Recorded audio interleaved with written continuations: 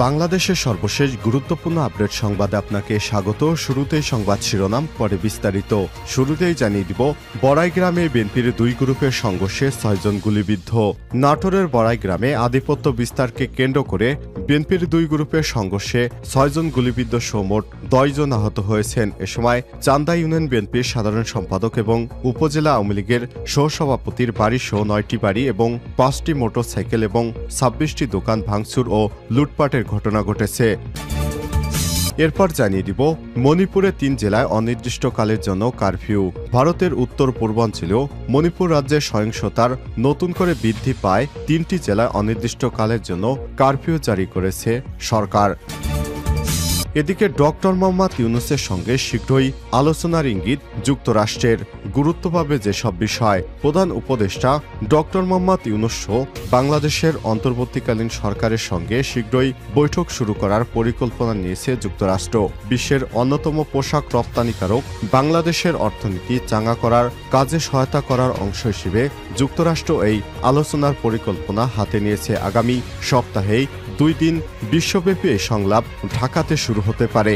আজ ব্রিটেনের প্রভাবশালী সংবাদ মাধ্যম ফাইন্যান্সিয়াল ইন্টেলিজেন্স টাইমস এক প্রতিবেদনে বাংলাদেশ যুক্তরাষ্ট্রের দ্বিপক্ষীয় এই বৈঠকের তথ্য জানিয়েছে। এদিকে আইডিয়াল এবং ঢাকা কলেজের শিক্ষার্থীদের মধ্যে সংঘর্ষ। রাজধানীর সায়েন্স ল্যাব মোড়ে আইডিয়াল কলেজ এবং ঢাকা কলেজের শিক্ষার্থীদের মধ্যে দফায় দফায় ধাপাল্টা সংঘর্ষের ঘটনা ঘটেছে। এতে শিক্ষার্থী এবং সাংবাদিক সহ বেশ কয়েকজন আহত হয়েছেন। আজ দুপুর 2:30টার দিকে সংঘর্ষের ঘটনা ঘটে। এবারে জানাবো, লাশের স্তূপে আগুন দেয়া সেই এএসপি আব্দুল্লাহিল কাফি বরখাস্ত। আশুলিয়ায় আন্দোলনকারীদের হত্যার পর ভ্যানে লাশের স্তূপ মৃতদেহে আগুন দেয়া ঘটনায় গ্রেপ্তার সাবেক অতিরিক্ত পুলিশ সুপার এএসপি আব্দুল্লাহিল কাফিকে সাময়িক বরখাস্ত করেছে সরকার। এবং সর্বশেষ জানিয়ে দিব, নবীগঞ্জে লোডশেডিংয়ের প্রতিবাদে বিদ্যুৎ অফিস ঘেরাও।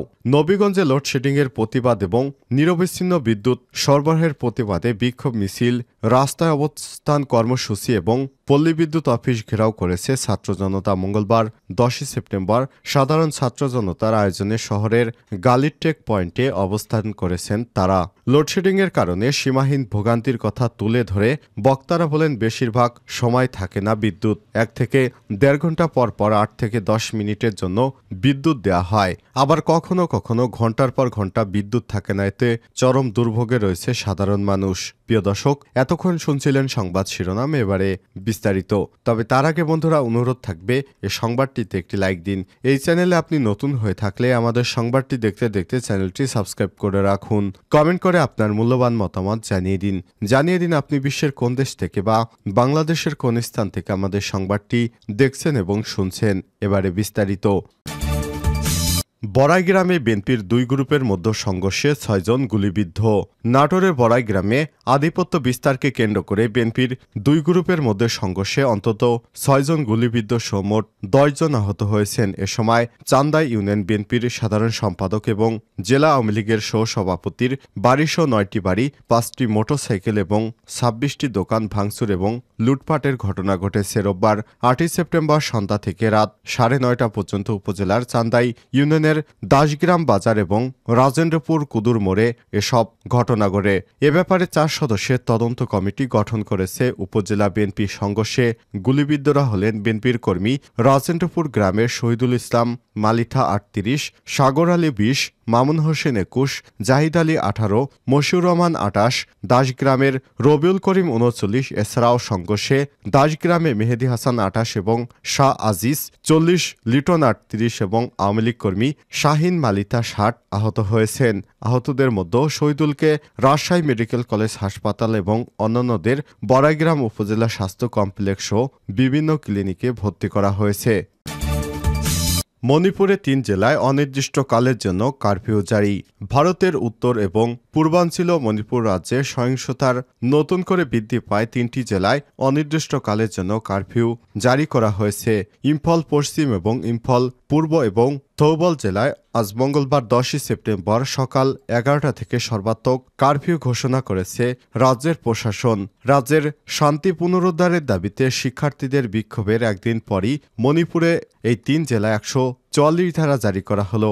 সহিংস সংঘর্ষের জেরে আরও এবার উত্তপ্ত হয়ে উঠেছে মণিপুরের পরিস্থিতি। গত কয়েকদিনে দফায় দফায় গুলি বিনিময়, বোমা বিস্ফোরণ এবং ড্রোন ও ক্ষেপণাস্ত্র দিয়ে হামলায় বেসামরিক নাগরিকের মৃত্যু। মণিপুর রাইফেলসের 2টি ব্যাটালিয়নের অস্ত্রাগার থেকে অস্ত্রশস্ত্র লুটের চেষ্টা সহ একাধিক ঘটনাকে কেন্দ্র করে উদ্বেগজনক পরিস্থিতি তৈরি হয়েছে। অবস্থা সামাল দিতে মোতায়েন করা হয়েছে বিপুল সংখ্যক পুলিশ এবং যৌথ বাহিনী।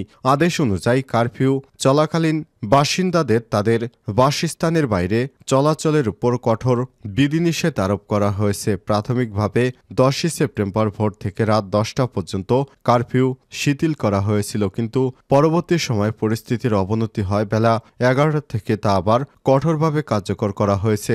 নিষেধাজ্ঞার আওতায় থাকা ব্যক্তিদের মধ্যে শুধু জরুরি পরিষেবার সাথে সংশ্লিষ্ট ব্যক্তিদের চলাচলের অনুমতি দেওয়া হয়েছে, যার মধ্যে স্বাস্থ্যকর্মী, বিদ্যুৎ ও পানীয় জল পরিষেবা কর্মী, প্রেস এবং ইলেকট্রিক মিডিয়া এবং আদালতের কর্মচারীরা অন্তর্ভুক্ত। এদিকে শান্তি ফেরানোর ক্ষেত্রে প্রশাসনের ভূমিকা নিয়ে প্রশ্ন তুলে প্রতিবাদে নেমেছে বহু মানুষ। রবিবার রাতে বিপুল সংখ্যক নারী ইম্ফলে রাস্তায় নেমে আসেন। রাজ্যের শান্তি ফেরানোর পাশাপাশি মুখ্যমন্ত্রী এন বীরেন সিংয়ের পদত্যাগের দাবি তুলেছেন তারা। এই আবহে রাজ্যপালের সঙ্গে বৈঠক করেছে রাজ্যের মুখ্যমন্ত্রী জানিয়েছেন, মণিপুরের পরিস্থিতি সামাল দেওয়ার জন্য প্রশাসন সচেষ্ট। সাম্প্রতিক সহিংস সংঘর্ষে ক্ষতিগ্রস্ত পরিবারের সদস্যদের পাশে রয়েছে তার রাজ্যের বিজেপি সরকার। নিহত এক ব্যক্তি পরিবারের হাতে ক্ষতিপূরণের টাকাও তুলে দেন তিনি। মণিপুরের পুলিশ কর্মকর্তা কে হাবিব, আইজিপি ইন্টেলিজেন্স বলেন, রাজ্যের সাম্প্রতিক সহিংস ঘটনাগুলোর কারণে মণিপুর পুলিশ যৌথ বাহিনীর সঙ্গে কিছু পদক্ষেপ নিয়েছে। আমাদের ঊর্ধ্বতন কর্মকর্তারা জেলা সদরে রয়েছেন এবং পরিস্থিতি মনিটরিং করছেন। ড্রোনের সাহায্যে হামলা চালানো হয়েছিল জানিয়ে পুলিশের সন্দেহ হামলাকারী সশস্ত্র গোষ্ঠী কুকি সম্প্রদায়ভুক্ত।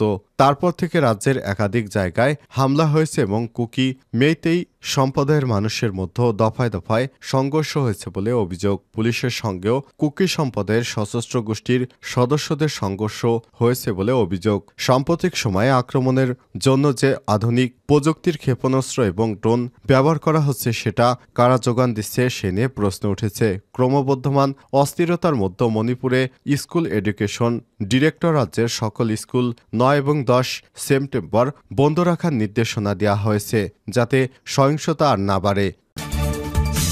ডক্টর ইউনূসের সঙ্গে শীঘ্রই আলোচনার ইঙ্গিত যুক্তরাষ্ট্রের।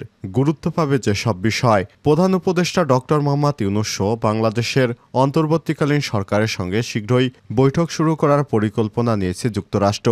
বিশ্বের অন্যতম পোশাক রপ্তানিকারক বাংলাদেশের অর্থনীতি চাঙ্গা করার কাজে সহায়তা করার অংশ হিসেবে যুক্তরাষ্ট্র এই আলোচনার পরিকল্পনা হাতে নিয়েছে। আগামী সপ্তাহেই 2 দিনব্যাপী এই সংলাপ ঢাকায় শুরু হতে পারে। মঙ্গলবার 10 সেপ্টেম্বর ব্রিটেনের প্রভাবশালী সংবাদ মাধ্যম ফাইন্যান্সিয়াল ইন্টেলিজেন্স টাইমসের এক প্রতিবেদনে বাংলাদেশ যুক্তরাষ্ট্রের দ্বিপক্ষীয় বৈঠক শুরু হওয়ার তথ্য জানানো হয়েছে। প্রতিবেদনে বলা হয়েছে, নোবেল বিজয়ী অর্থনীতিবিদ ডক্টর মোহাম্মদ ইউনূসের নেতৃত্বাধীন অন্তর্বর্তী সরকার গত 8 আগস্ট শপথ নেওয়ার পর প্রথমবারের মতো আগামী 14 এবং 15 সেপ্টেম্বর রাজধানী ঢাকায় 2 দেশের প্রতিনিধি দলের মধ্যে সর্বোচ্চ পর্যায়ে অর্থনৈতিক সংলাপ অনুষ্ঠিত হওয়ার কথা রয়েছে। এই সংলাপ যুক্তরাষ্ট্রের প্রতিনিধি দলের সঙ্গে বাংলাদেশের অন্তর্বর্তীকালীন সরকারের প্রধান উপদেষ্টা 84 বছর বয়সী প্রফেসর ডক্টর মোহাম্মদ ইউনূস ও বাংলাদেশের অন্যান্য জ্যেষ্ঠ কর্মকর্তারা অংশ নেবেন বলে ধারণা করা হচ্ছে। ছাত্র জনতার অভ্যুত্থানের পর গত 5 আগস্ট দেশ ছেড়ে ভারতে পালিয়ে গেছে শেখ হাসিনা। প্রতিবেদনে আরও বলা হয়েছে, মার্কিন প্রতিনিধি দল যুক্তরাষ্ট্রের অর্থ এবং পররাষ্ট্র ও বাণিজ্য দপ্তর ইউএসএইডের কর্মকর্তাদের থাকার কথা রয়েছে। সংলাপে বাংলাদেশের আর্থিক এবং মুদ্রানীতির পাশাপাশি আর্থিক খাতের বর্তমান পরিস্থিতি নিয়েও আলোচনা করার কথা রয়েছে। আইডিয়াল এবং ঢাকা কলেজের শিক্ষার্থীদের মধ্যে সংঘর্ষ।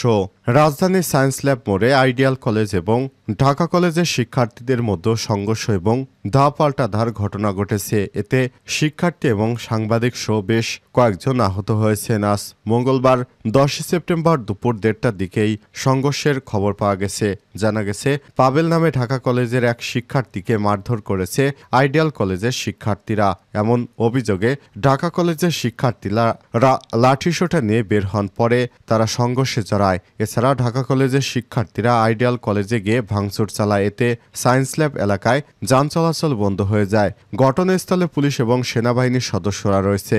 তারা তাদের শান্ত করার চেষ্টা চালাচ্ছেন। এ বিষয়ে নিউ মার্কেট থানার ভারপ্রাপ্ত কর্মকর্তা ওসি মহসিন উদ্দিন বলেছেন, আমরা ঘটনাস্থলে উপস্থিত আছি, পরিস্থিতি এখনো স্বাভাবিক হয়নি। দুই কলেজের শিক্ষার্থীদের মধ্যে কী কারণে সংঘর্ষের ঘটনা ঘটেছে তা আমরা জানার চেষ্টা করছি। ডিএমপির নিউ মার্কেট জোনের সহকারী পুলিশ কমিশনার এসি তারিক লতিফ সামি বলেন, দুপুর থেকে দুই কলেজের ছাত্রদের মধ্যে সংঘর্ষ চলছে। তবে কী কারণে সংঘর্ষ তা এখনো নিশ্চিত হতে পারেনি।